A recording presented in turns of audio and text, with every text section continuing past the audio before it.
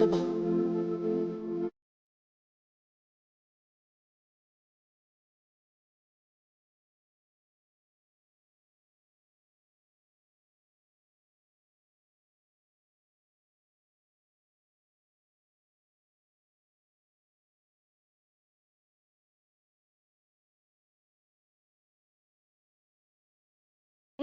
ವೀಕ್ಷಕರೇ, ನೀವು ನೋಡ್ತಾ ಇದ್ದೀರಾ ಅಶ್ವವೇಗ ಡಿಜಿಟಲ್. ನಾನು ರಚನಾ ನಂಜುಂಡ. ಸಮಸ್ತ ನಾಡಿನ ಜನತೆಗೆ ದಸರಾ ಹಬ್ಬದ ಹಾರ್ದಿಕ ಶುಭಾಶಯಗಳು. ಮೈಸೂರು ದಸರಾವು ಭಾರತದ ಕರ್ನಾಟಕ ರಾಜ್ಯದ ನಾಡ ಹಬ್ಬ ಆಗಿದ್ದು 10 ದಿನಗಳ ಹಬ್ಬವಾಗಿದೆ. ನವರಾತ್ರಿ ಎಂದು ಕರೆಯಲ್ಪಡುವ 9 ರಾತ್ರಿಗಳಿಂದ ಪ್ರಾರಂಭವಾಗುತ್ತದೆ.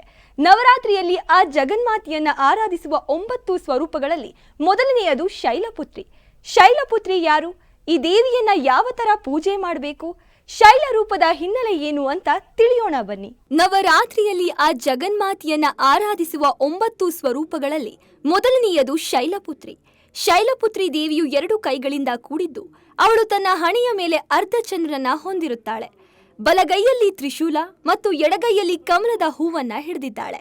ಅವಳು ನಂದಿಯ ಮೇಲೆ ಸವಾರಿ ಮಾಡುತ್ತಾಳೆ. ಶೈಲಪುತ್ರಿ ಪರ್ವತ ರಾಜ ಹಿಮವತ್ ಅವರ ಮಗಳು ಮತ್ತು ಹಿಂದೂ ಮಾತೃದೇವತೆ ಮಹಾದೇವಿಯ ರೂಪವಾಗಿದೆ. ಈ ರೂಪವು ಪಾರ್ವತಿ ದೇವಿಯ ಶುದ್ಧ ರೂಪವಾಗಿ ಪ್ರತಿನಿಧಿಸಲ್ಪಡುತ್ತದೆ.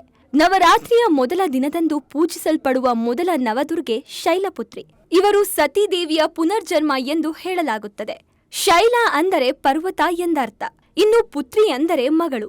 ಶೈಲಪುತ್ರಿ ಎಂದರೆ ಪರ್ವತ ರಾಜನ ಮಗಳು. ಆಕೆ ಹಿಮಾಲಯ ರಾಜನ ಮಗಳು. ಶೈಲಪುತ್ರಿಯು ವೃಷಭನನ್ನ ಏರಿ ಬರುತ್ತಾಳೆ ಮತ್ತು ಆ ದೇವಿಯ ಎಡಗೈಯಲ್ಲಿ ಕಮಲ, ಬಲಗೈಯಲ್ಲಿ ತ್ರಿಶೂಲ ಇರುತ್ತದೆ. ಇನ್ನು ಪುರಾಣಗಳ ಪ್ರಕಾರ ಒಂದು ಉಲ್ಲೇಖ ಇದೆ. ಅದರಂತೆ ಮಹಾವಿಷ್ಣುವಿನ ನಾಭಿ ಕಮಲದಲ್ಲಿ ನೆಲೆಸಿದ ಬ್ರಹ್ಮನಿಗೆ ವಿಷ್ಣುವಿನ ಕಿವಿಗಳ ಕಮಲದಿಂದ ಉದ್ಭವಿಸುವ ಮಧು ಹಾಗೂ ಕೈಟಭ ಎಂಬ ರಾಕ್ಷಸರಿಬ್ಬರು ಬಹಳ ತೊಂದರೆ ನೀಡುತ್ತಿರ್ತಾರೆ.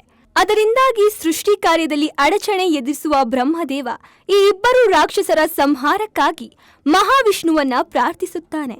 ಆದರೆ ಆ ಸಮಯದಲ್ಲಿ ಮಹಾವಿಷ್ಣು ಯೋಗ ನಿದ್ರಾವಸ್ಥೆಯಲ್ಲಿ ಇದ್ದುದರಿಂದ ಬ್ರಹ್ಮನ ಮೊರೆ ಆಲಿಸುವುದಿಲ್ಲ. ಆಗ ಬೇರೆ ದಾರಿಯೇ ಕಾಣದ ಬ್ರಹ್ಮ ಆ ಮಹಾವಿಷ್ಣುವನ್ನ ಆವರಿಸಿರುವ ಯೋಗ ನಿದ್ರಾ ಸ್ವರೂಪದ ದೇವಿಯನ್ನ ಧ್ಯಾನ ಮಾಡುತ್ತಾನೆ.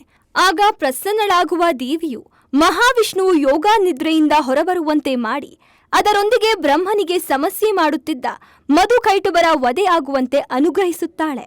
ಆದ್ದರಿಂದ ನವರಾತ್ರಿಯ ಮೊದಲ ದಿನ ಕಳಶದಲ್ಲಿ ಯೋಗ ನಿದ್ರಾ ಸ್ವರೂಪದ ದೇವಿಯನ್ನ ಧ್ಯಾನಿಸಿ ಆವಾಹನೆ ಮಾಡಿ ಪೂಜಿಸಬೇಕು. ನವರಾತ್ರಿಯ 1ನೇ ದಿನದಂದು ಹಳದಿ ಬಣ್ಣದ ಛಾಯೆಯನ್ನ ಧರಿಸಿ ಒಬ್ಬರ ಜೀವನದಲ್ಲಿ ಸಂತೋಷ, ಸಕಾರಾತ್ಮಕತೆಯೊಂದಿಗೆ ಶ್ರೀಮಂತರಾಗಲು ಈ ಬಣ್ಣವು ಉಷ್ಣತೆ ಮತ್ತು ಸಂತೋಷವನ್ನ ಸೂಚಿಸುತ್ತದೆ.